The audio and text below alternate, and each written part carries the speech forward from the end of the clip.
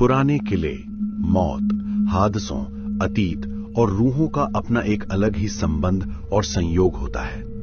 ऐसी कोई जगह जहां मौत का साया बनकर रूहें घूमती हों, उन जगहों पर इंसान अपने डर पर काबू नहीं कर पाता है और एक अजीब दुनिया के सामने, जिसके बारे में उसे कोई अंदाजा नहीं होता है, अपने घुटने टेक देता है। दुनिया भर में कई ऐसे पुराने किले हैं जिनका अपना एक अलग ही काला अतीत है और वहां आज भी रूहों का वास है। दुनिया में ऐसी जगहों के बारे में लोग जानते हैं, लेकिन बहुत कम ही लोग होते हैं जो इनसे रूबरू होने की हिम्मत रखते हैं। जैसे हम दुनिया में अपने होने या ना होने की बात पर विश्वास करते हैं, वैसे ही हमारे दिमाग के एक कोने में इन रूहों की दुनिया के होने का भी आभास होता है। ये दीगर बात है कि कई लोग दुनिया के सामने इसे मानने से इनकार करते हों, लेकिन अपने तर्कों से आप सिर्फ अपने दिल को तसल्ली दे सकते हैं, दुनिया की हकीकत को नहीं बदल सकते हैं। कुछ ऐसा ही एक किले के बारे में आपको बताऊंगा, जो कि अपने सीने में एक शानदार बनावट के साथ साथ एक बेहतरीन अतीत भी छुपाए हुए है। अभी तक आपने इस सीरीज के लेखों में केवल विदेश के भयानक और डरावनी जगहों के बारे में पढ़ा है, लेकिन आज आपको अपने ही देश यानी कि भारत के एक ऐसे डरावने किले के बारे में बताया जाएगा जहां सूरज डूबते ही रूहों का कब्जा हो जाता है और शुरू हो जाता है मौत का तांडव।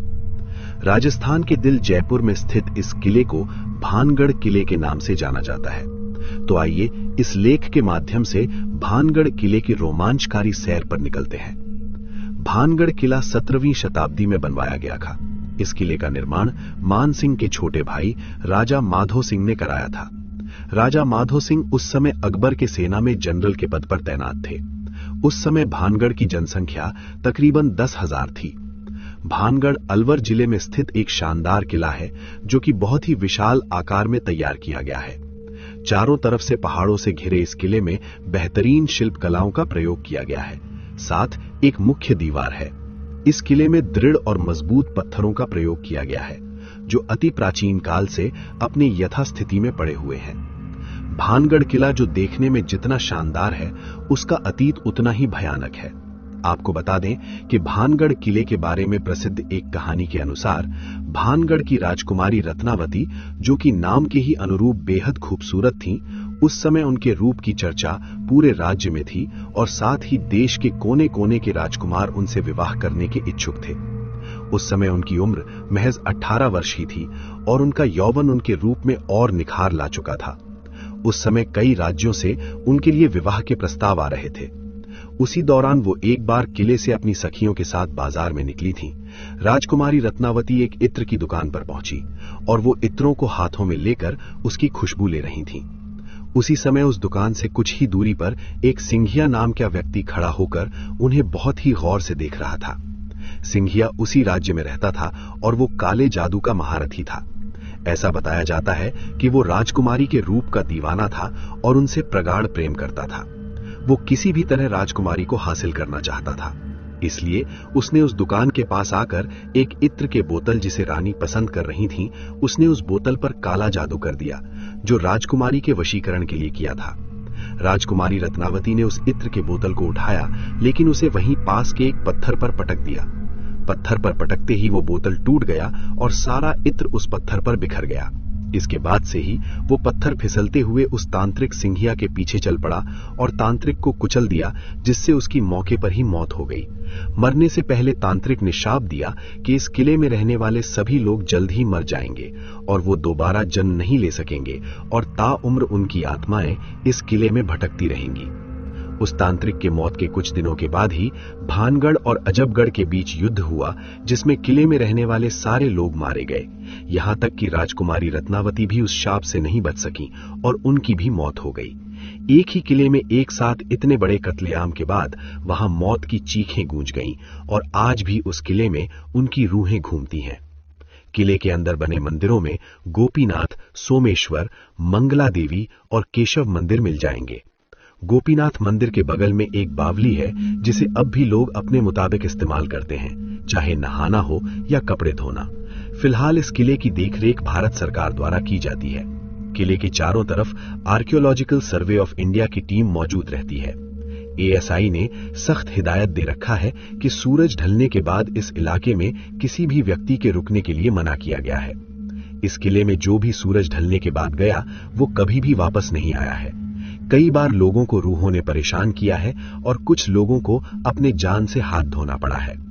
किले के आखिरी मोड़ पर दोहरे अहाते से घिरा 3 मंजिला महल है, लेकिन तीनों मंजिल लगभग पूरी तरह ढेर हो चुकी है। इस किले में कत्लेआम किए गए लोगों की रूहें आज भी भटकती हैं। कई बार इस समस्या से रूबरू हुआ गया है। एक बार भारतीय सरकार ने अर्धसैनिक बलों की एक टुकड़ी यहां लगाई थी ताकि इस बात की सच्चाई को जाना जा सके, लेकिन वो भी असफल रही और कई सैनिकों ने रूहों के इस इलाके में होने की पुष्टि की थी। इस किले में आज भी जब आप अकेले होंगे तो तलवारों की टंकार और लोगों की चीख को महसूस कर सकते हैं। इसके अलावा इस किले के साइड कमरों में महिलाओं के रोने या फिर चूड़ियों के खनकने की भी आवाजें साफ सुनी जा सकती हैं। किले के पिछले हिस्से में जहां एक छोटा सा दरवाजा है, उस दरवाजे के पास बहुत ही अंधेरा रहता है। कई बार वहां किसी के बात करने या एक विशेष प्रकार के गंध को महसूस किया गया है। वहीं किले में शाम के वक्त बहुत ही सन्नाटा रहता है और अचानक ही किसी के चीखने की भयानक आवाज इस किले में गूंज जाती है। आमेर के राजा जयसिंह ने 1720 में भानगढ़ को जबरदस्ती अपने साम्राज्य में मिला लिया। इस समूचे इलाके में पानी की कमी तो थी ही, लेकिन 1783 के अकाल में यह किला पूरी तरह उजड़ गया। भारतीय पुरातत्व विभाग ने किले के अंदर मरम्मत का कुछ काम किया है।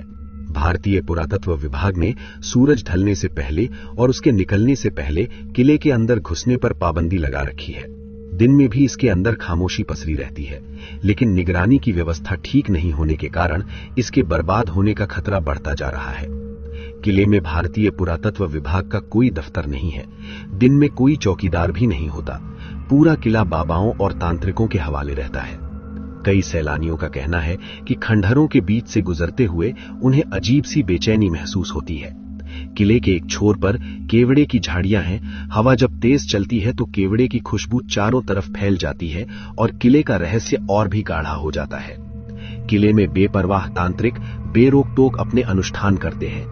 आग की वजह से काली पड़ी दीवारें और भारतीय पुरातत्व विभाग के टूटे फूटे बोर्ड किले में उनकी अवैध कारगुजारियों के सबूत हैं। दिलचस्प बात यह है कि भानगढ़ के किले के अंदर मंदिरों में पूजा नहीं की जाती। किले में स्थित गोपीनाथ मंदिर में तो कोई मूर्ति भी नहीं है। तांत्रिक अनुष्ठानों के लिए अक्सर उन अंधेरे कोनों और तंग कोठरियों का इस्तेमाल करते हैं जहां तक आमतौर पर सैलानियों की पहुंच नहीं होती। किले के बाहर पहाड़ पर बनी एक छतरी तांत्रिकों की साधना का प्रमुख अड्डा बताई जाती है। ऐसा लगता है कि इन जंजीरों का इस्तेमाल उन्मादग्रस्त लोगों को बांधने के लिए किया जाता है। ऐसे ही तमाम राजों रहस्यों को समेटे ये किला अपने सुंदर अतीत पर खंडहर की शक्ल में रोता तांत्रिकों का अड्डा बन बैठा है।